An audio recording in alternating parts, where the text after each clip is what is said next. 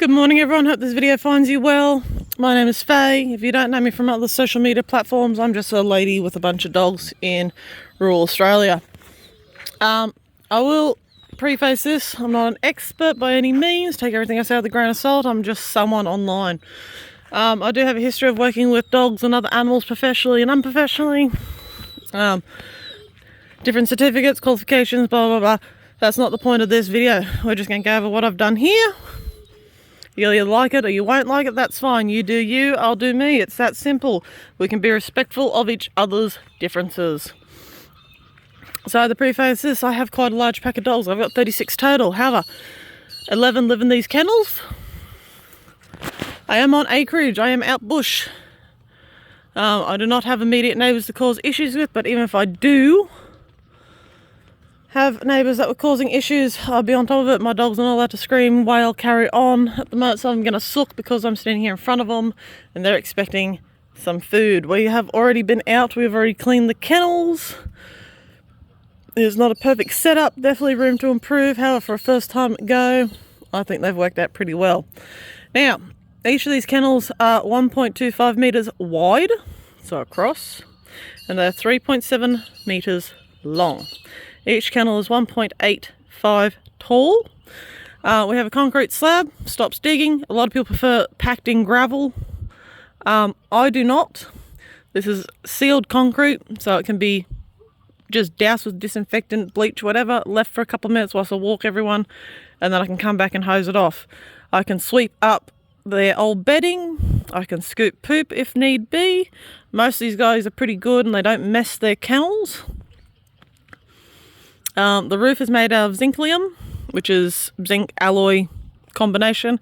It's lightweight, it's heat resistant, still does get some heat, but it is largely heat resistant. Even on a really hot sunny day, it doesn't penetrate through. Works really well. We're going to do a wall at the back, a solid wall with a gap at the bottom to help with hosing out each day, and we'll probably have a gap at the top to allow airflow to slide through. It's not going to be sealed because I want it to be nice and airy as possible, because we do get fairly hot days and having as much airflow as possible is ideal. Now, these kennels were designed like this. These are the bare minimum kennels that I would use. I would actually prefer them to be double wide, so remove the middle section, have them double wide. That would be my preference. However, didn't have the budget. This setup alone cost me about 25 grand all up. That's materials, that's labour, that's everything. Everything from the water buckets, the dog houses, to the roof, to the kennels themselves, and the concrete and the groundwork to do the slab on.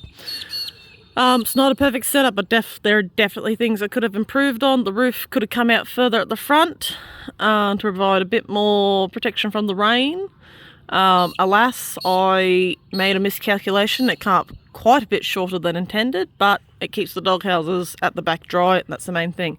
Some people are going to wonder why the dog houses are sitting up on bricks rather than having feet. It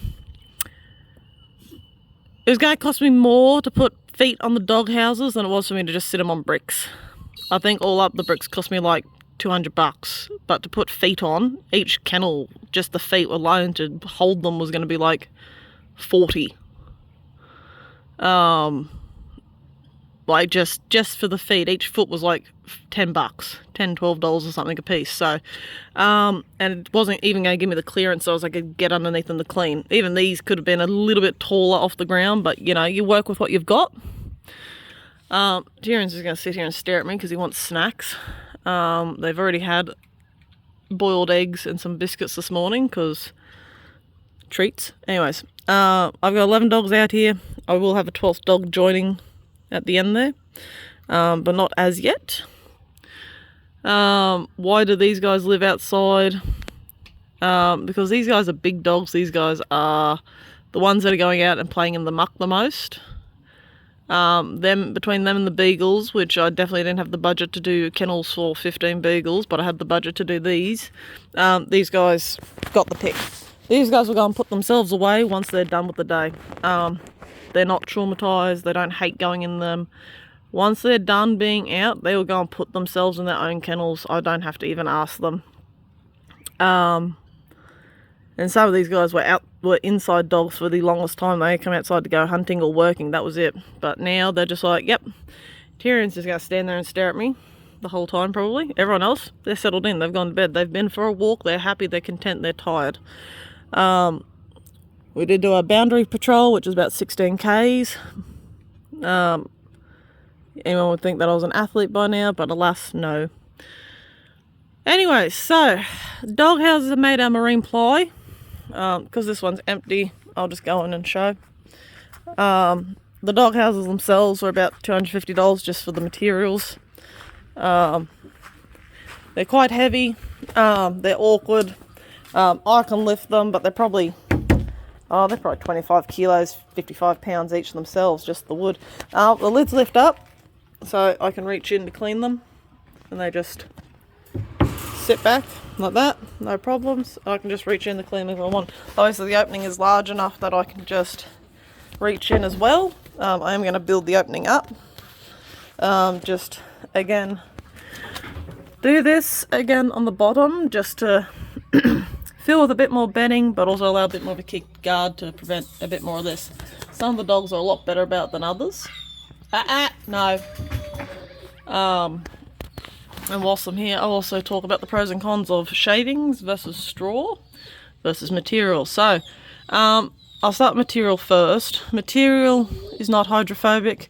It's more inclined to grow funguses and molds. For some people it works really, really well for me, no.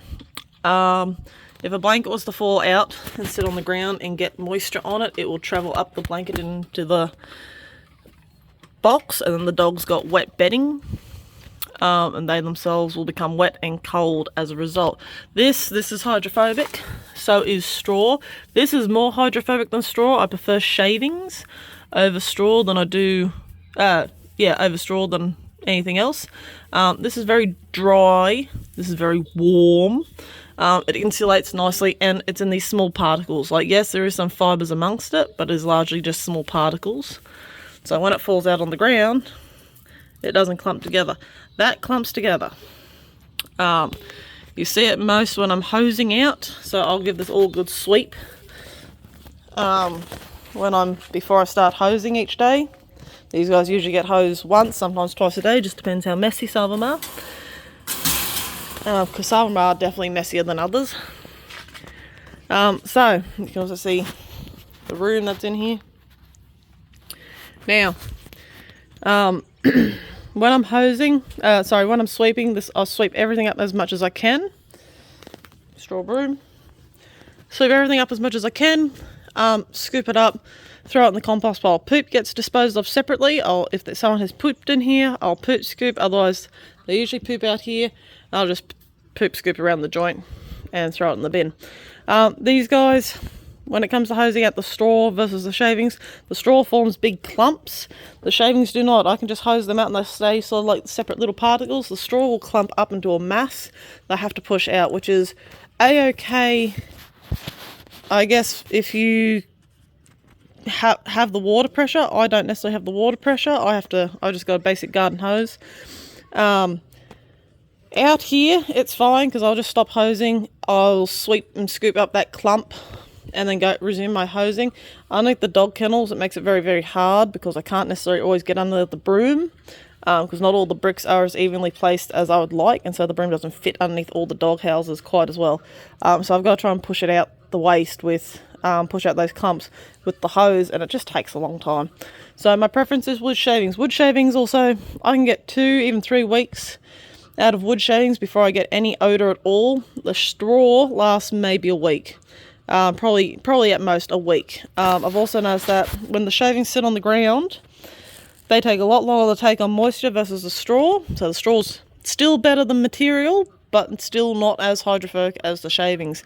Now, some people are going to talk about shavings, having chemicals and dust and whatnot. Straw can have that too. Like, any plant material you use has the potential to have chemicals and dust particles. But you can get dust extracted kiln dried shavings. You can get dust extracted straw. You can't get kiln dried straw because it'll go on fire. It sets really easy. That's something else. That will alight really, really readily. So will that. but that's usually got to be treated first. Like raw wood shavings don't alight nearly as well, or if they do, it's a green burn, a slow burn, usually very, very smoky. These things just go poof.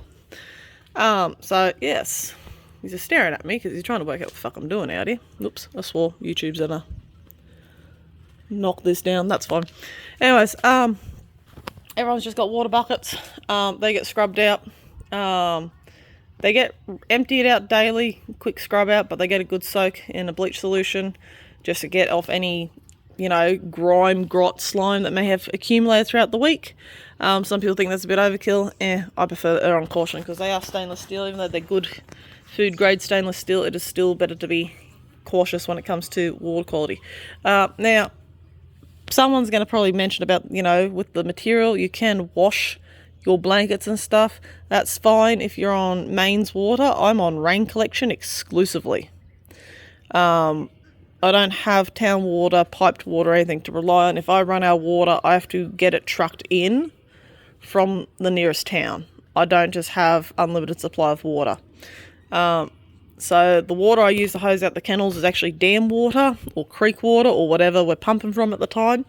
Some people might use bore water. I have rainwater collection tanks for drinking water. That's what they drink. The dam water is not drinkable. It is furthest thing from drinkable. However, it does just do good for just hosing out the kennels. Again, they're outside kennels. They're not going to be perfect. You'll see that there's debris and stuff from knee hosing. I just come along and rake it up.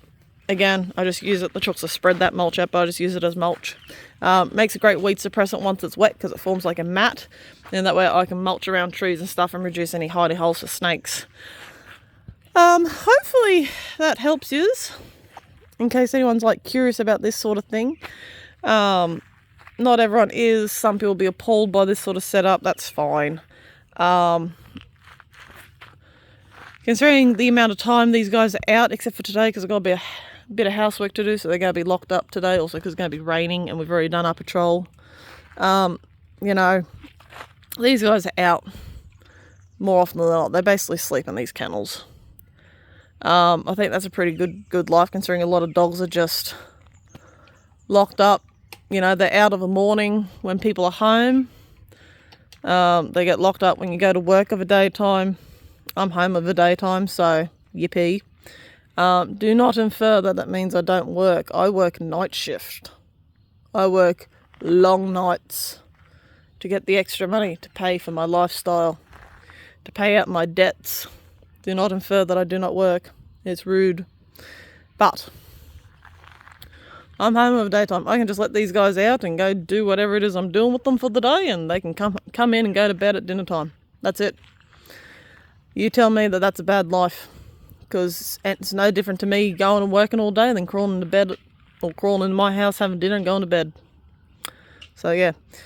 Any questions, concerns, whatever, comment below. Remember, just keep it civilised, respectful. You don't have to like what I do, but, we can be respectful in our agreements to disagree.